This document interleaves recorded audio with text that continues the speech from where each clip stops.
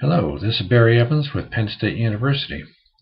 In Unit 8A, I will be providing background information for a TMDL MS4 case study. Specifically, I will be describing the watershed location and relevant geographic information for a case study located in central Pennsylvania. For this area, I will also summarize results from a previous TMDL assessment, including required load reduction targets. It should be noted here that the information I am about to provide is not for any real TMDL done for this particular area.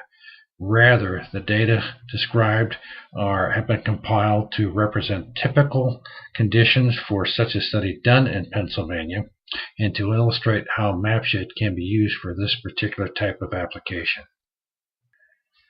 For this unit, we will be using data compiled for the Spring Creek watershed that make up the demo data set that we had used in previous units. And more specifically, we will focus our analysis on that area identified as the case study area in the upper reaches of the watershed.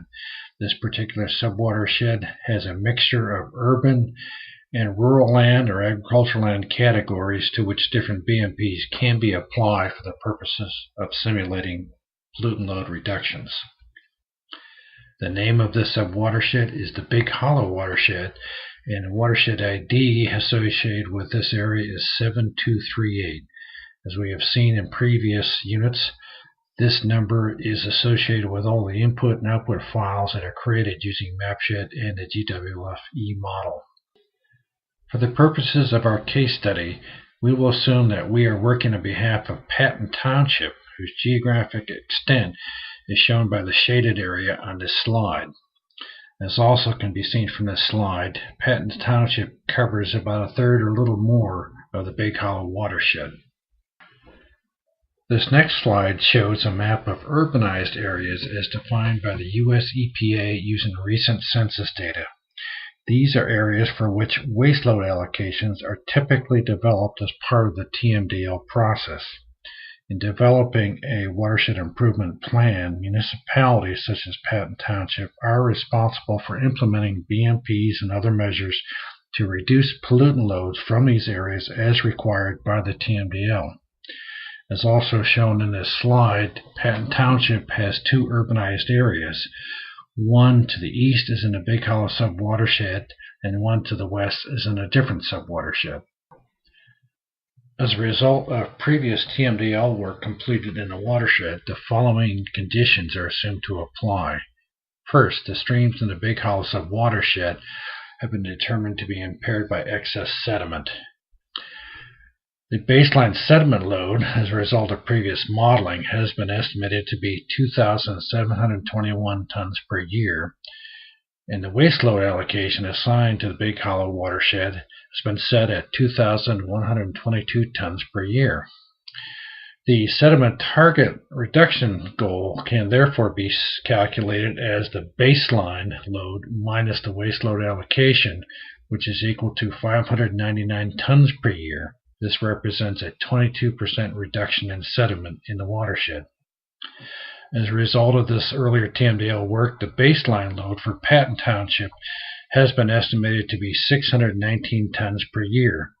Therefore, the target reduction for the township is set at 619 tons times 0.22, which is equal to 136 tons per year. In light of recent guidance from the Pennsylvania DEP, municipalities, such as Patton Township in this case, should understand that they are not to be responsible for achieving any particular mass reduction. For example, in this case, 599 tons per year for the watershed or 136 tons per year for the township. Rather, they should focus on achieving a percent reduction from current watershed loads. This has important implications in terms of developing a watershed improvement plan. That is, the emphasis should be on percent reduction of pollutant loads and not mass reduction.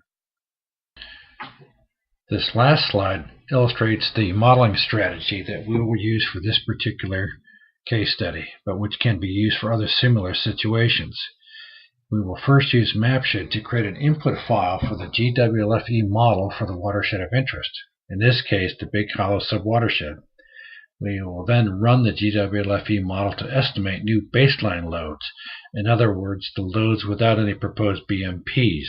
This essentially represents the current or existing loads.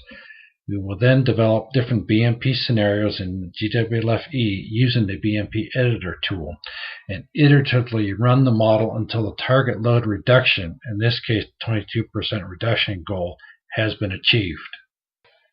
At this point, we are ready to move on to Units 8, B, C, and D, where we will use MapShed and GWLFE to see what kind of reductions can be made to meet TMDL targets.